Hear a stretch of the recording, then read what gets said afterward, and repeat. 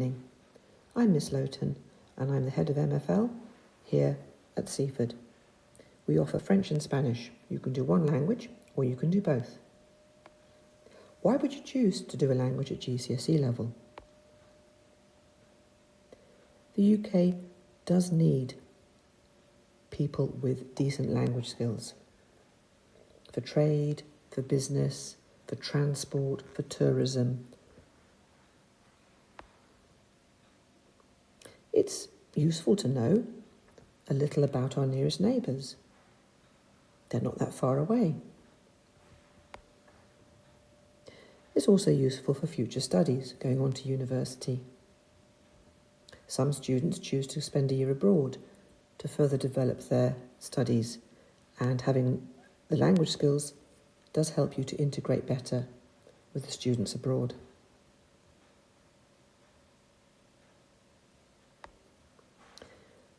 Learning a language is very much about skills. And keeping with the theme of the workplace, there's a lot of talk about transferable skills. So, with a language, you help to develop your cognitive skills, keeping your brain active, making those connections within the brain. And then we have interpersonal and intrapersonal skills. Obviously, with a language, you're very much communicating with other people.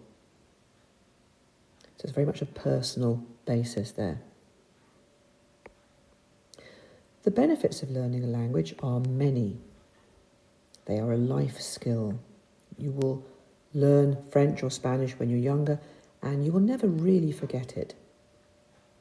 It will be with you for life, and you can always resurrect it later on. It's all about communication, and it teaches you to be more adaptable. It gives you that awareness of someone else's music, literature, history, geography, all very useful. It's a social skill. Obviously, you are communicating with people, you are socialising. They do give you an edge in the job market. It has been proven that people with a language skill are more likely to get that good job or more likely to get a better paid job. And the opportunities for travelling, for working abroad are becoming more and more as the years pass. So having those language skills are very beneficial. Languages also combine well with any other subject. Within language learning, we learn about history, we learn about religion, we learn about literature, we learn a little bit about maths even. Within the course, there are 5 themes or topics. We have already started these in Year 9, particularly the identity and culture. We talk about where you live, where you go on holiday, the travel opportunities. We look at school. We talk about the future aspirations. This is in Year 11, and also the international and global dimension. So here are some examples. So for theme 1, having a look at fiestas in Spain. And you can see from this examples, it's not just learning about the fiestas, but we're also learning some grammar. We're looking at the passive here. We're looking at question words. Then theme 2. We learn about the geography of France. And we describe the different regions. We say what you can do there. We talk about famous people that come from that area. This is school. It's always interesting to find out what happens in schools in France and Spain. We also look at, for example, the French classroom in Senegal, or perhaps in Ecuador. So we really are broadening our horizons.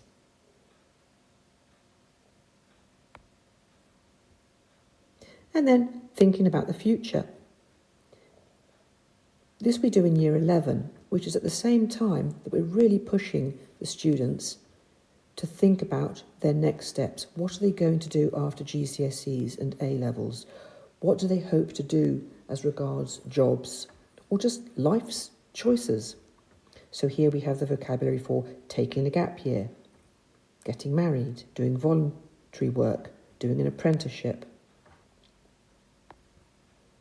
And the last theme covered is all about what's happening in the wider world. So, where does your t-shirt come from? We're looking at ethical shopping. So whilst we're learning the language, we're also learning about other things. And on the right, we have the environment, an example of a newspaper cutting. Again, talking about climate change.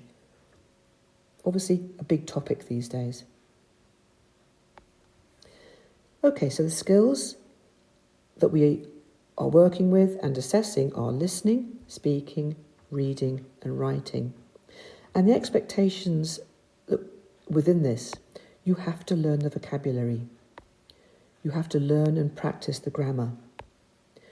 And we will teach you how to translate both into English and into the foreign language.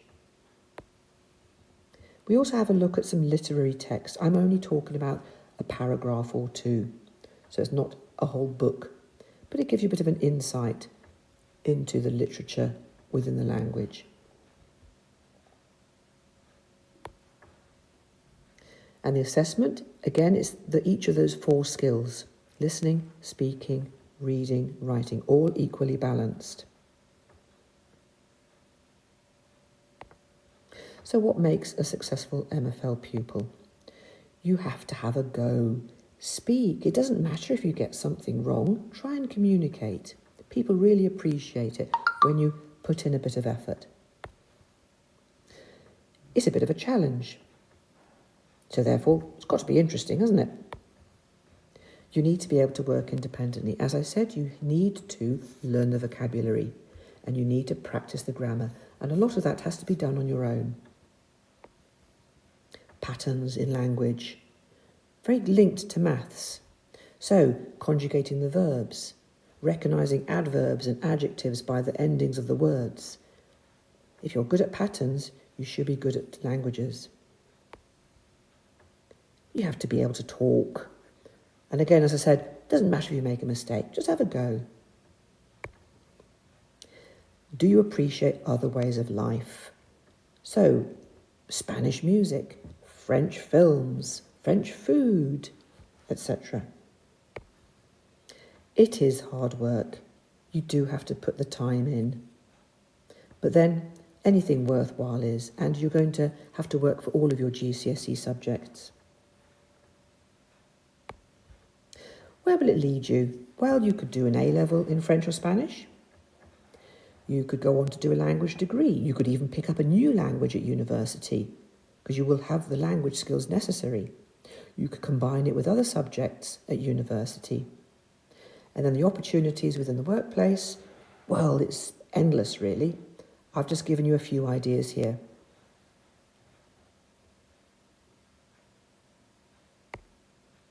If you have any questions, do please get in touch. My details are there. And if you have a question regarding Spanish in particular, do please get in touch with Miss Molinero. Her details are here too. Thank you for listening and good luck.